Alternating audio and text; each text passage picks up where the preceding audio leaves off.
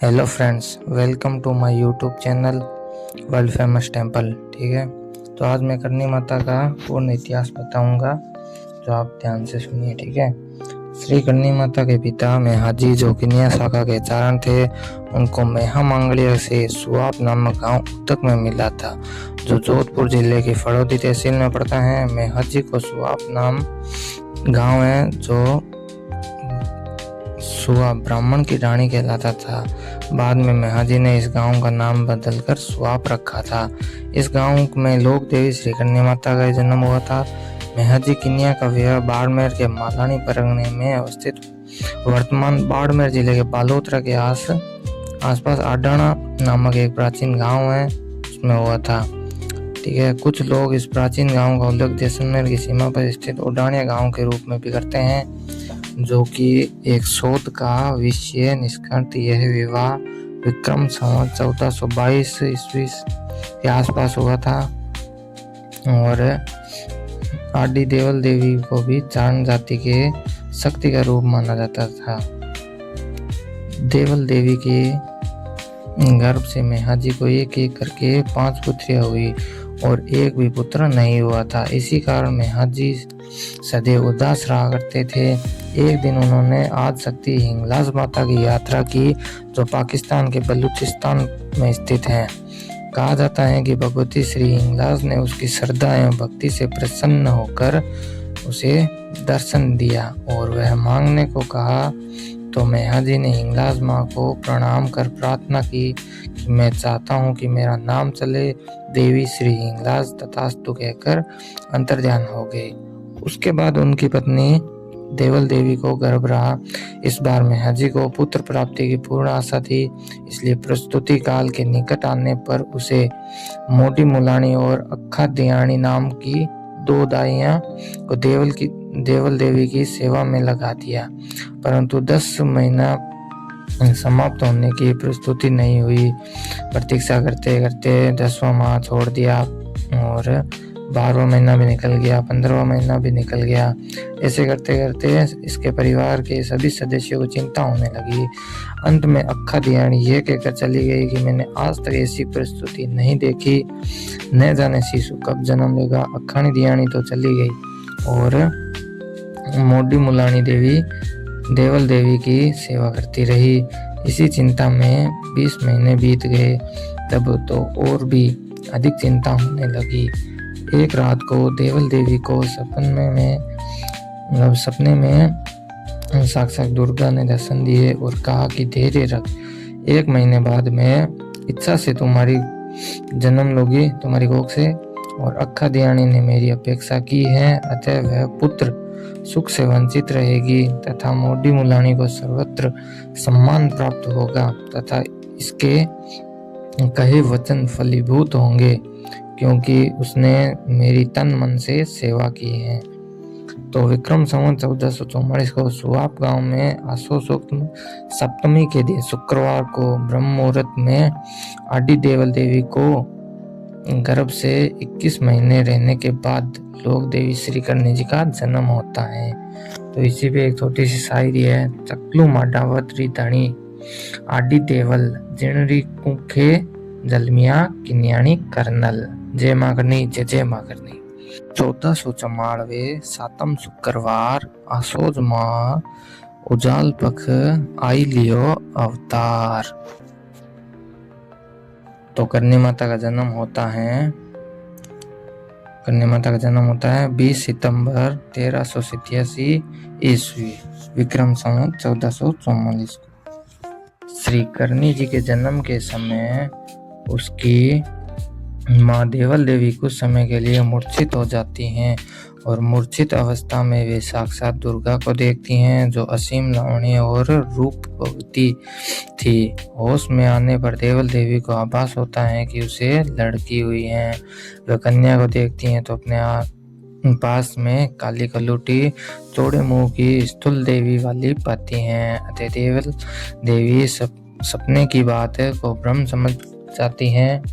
प्रस्तुति गृह से जब शिशु के रोने की आवाज मेहाजी के कानों में पड़ती है, तब उन्हें तब उन्होंने अपनी बहन को पूछा कि क्या हुआ, लड़का या लड़की। तो उसकी बहन जो उन दिनों पीर आई हुई थी, उन्होंने कहा, हाथ से टुचका देते हुए कहा कि पत्थर आ गया, अर्थात लड़की हुई है। इतना कहना हुआ कि उनकी पांचों उंगलियां ज्यों की त्यों जुड़ी रह गई और वापस कभी खुली नहीं। उस युग में लड़की को जन्म को अशुभ माना जाता था। पुत्री जन्म को अभिशाप मानने वालों के लिए रितुबाई शाह यानी श्री कर्णी जी की प्रथम दंडात्मक सीख थी, जो आज के मेहा जी की बहन द्वारा जो देवी श्री कर्णी जी का उपहास किया गया, उसका प्रतिफल उसे तुरंत ही मिल गया। लेकिन उनकी बुआ देवी श्री कर्णी जी का चमत्कार नहीं समझ सकी और उंगलियों के जुड़ने का कारण बादियाना समझ लिया। जन्म के तीसरे दिन ही नामकरण संस्कार हुआ और कन्या का नाम रितुबाई रखा गया। नाम के अनुरूप ही मेहा जी के घर में रिद्धि सिद्धि बढ़ने लगी। रितुबाई के जन्म से पहले पिता मेहा जी की दशा साधारण थी, परंतु उनके जन्म के साथ साथ दिन प्रतिदिन पिता की समृद्धि बढ़ने लगी। उसके बाद बुआ की अंगुलियां कन्या माता जी जो है ठीक करती हैं, वो उनका पहला चमत्कार है जो मैं आपको बताऊंगा। विक्रम संवत 1449 की बात है। उन दिनों श्री कर्णी जी की बुआ पीर आई हुई थी। बुआ जी अन्य 6 बहनों की अपेक्षा रितुबाई को बहुत प्यार करती थी। एक दिन वे रितुबाई को स्नान करा रही थी। एक हाथ से बुआ उनको ठीक से स्नान नहीं करा पा रही थी। तब रितुबाई ने पूछा कि आप दोनों हाथों से क्यों नहीं स्नान करा रही हो। तब बुआ ने उनके जन्म के समय की सारी घटना सुनाई। फिर कर्णी जी ने उनका हाथ अपने हाथ में लेकर कहा कि आपका हाथ तो बिल्कुल ठीक है, क्यों बहाना बनाती हो। ये कन्या माता ने कहा था अपनी बुआ से, ठीक है। ये कहना हुआ कि बुआ का हाथ बिल्कुल ठीक है, बिल्कुल भंगा चंगा हो गया है। उनके हाथ की अंगुलियां फिर से सही हो गई थी। बुआ का हाथ ठीक होने से उन्हें प्रसन्न हुई कि बुआ ने अपने भाई व भाभी को इस चमत्कार की बात बताई। इस घटना के बाद बुआ ने कहा कि इस कन्या को साधारण न समझे, ये संसार में अपनी कुछ करनी दिखलाएगी। तब बुआ ने कन्या के जन्म कर रितुबाई का नाम को बदलकर कन्या माता नाम रखा। इस दिन के बाद वे रितुबाई श्री कर्णी जी के नाम से विश्वविख्यात हो गए थे। कर्णी माता का जो दूसरा चमत्कार है वो था अपने पिताजी को जीवन दान देना। उसके बारे में बताता हूँ। ये बात है विक्रम संवत 1450 की, ठीक है। मेहा जी अपने खेत से घर आ रहे थे। अंधेरा हो जाने के कारण उनका पैर काले सांप के फन पर गिर गया। सांप ने मेहा जी को तत्काल डस लिया। अत्यधिक विषैले सांप के काटने के कारण थोड़ी दूर चलने के बाद वहीं गिर पड़े। अधिक रात होने पर भी मेहा जी के घर नहीं लौटने पर उनके परिवार के सदस्यों तथा नौकरों की उनकी खोज करनी शुरू की। मेहा जी उनको खेत के रास्ते में मृत पड़े मिले। उनको उठाकर घर लाया गया। रोशनी में देखने पर ज्ञात हुआ कि उनकी मृत्यु सांप के काटने से हुई है। सांप के काटने से मरे हुए व्यक्ति को तत्काल नहीं जलाते हैं। परिवार के सदस्यों का शोरगुल देखकर 6 वर्षीय बालिका यानी कर्णी माता की नींद खुल गई। श्री कर्णी जी ने अपने पिता के पास बैठकर सांप के डंक की जगह हाथ रखकर कहा कि उठिए पिताजी और अपने काम में लगिए। इधर कर्णी जी के हाथ को हटाना हुआ और उधर मेहा जी खड़े हो गए। पल भर में ही जहर उतर गया सांप का और तत्काल खड़े हो गए। इस चमत्कार के साथ साधारण ये चर्चा फैल गई कि श्री कर्णी माता जी साक्षात महाशक्ति जगदम्बा का अवतार भी है। और अब मैं बताना चाहूँगा स्वाप गांव की कहानी, ठीक है। स्वाप गांव में जी को कन्या उद्धव के रूप में मिला था। ये पहले स्वाप ब्राह्मण की ढाणी कहलाता था। स्वाप ब्राह्मण उस गांव का एक व्यक्ति था। वह श्री कर्णी जी का अनन्य भक्त था। उसने 3 विवाह किए, परंतु वृद्धावस्था तक उसे संतान की प्राप्ति नहीं हुई। उसकी स्त्रियों को उसकी सगोत्री महिला ने ताना दिया कि अब तुम्हारा धन कितने दिन का है, क्योंकि तुम्हारे तो कोई संतान नहीं है, अतः तुम्हारा धन हमारे परिवार में ही आएगा। उन स्त्रियों ने श्री कर्णी जी के सामने हाजिर होकर रोते हुए यह घटना बताई।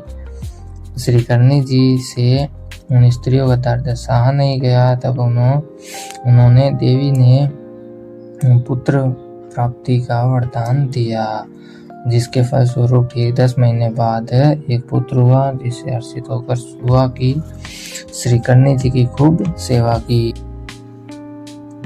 और इसके बाद है पिताजी को पुत्र प्राप्ति कैसे। ठीक है, मेहा जी के देवल देवी के गर्भ से 5 कन्या श्री कर्णी जी से पूर्व हो चुकी थी। मेहा जी कन्या की 6ठी संतान के रूप में श्री कर्णी जी का जन्म हुआ। श्री कर्णी जी के जन्म के 4 वर्ष बाद विक्रम संवत 1448 को देवल देवी के गर्भ से एक और कन्या हुई। इस तरह मेहा जी की कुल 7 लड़कियां हो गई, जिनके नाम मैं कुछ इस प्रकार बताना चाहूँगा आपको। तो सुनिए, लालबाई, फूलबाई, केसरबाई, गेंदाबाई, सिद्धिबाई और रिद्धुबाई जो है कन्या माता। ठीक है, उनके बाद एक और कन्या माता की बहन हुई थी, उनका नाम है गुलाबबाई। ठीक है, ये 7 बहनें थी। सारण जाति में शक्ति का अवतार मानी जाती हैं, जिनकी राजस्थान में प्रदेशों में खूब मान्यता है।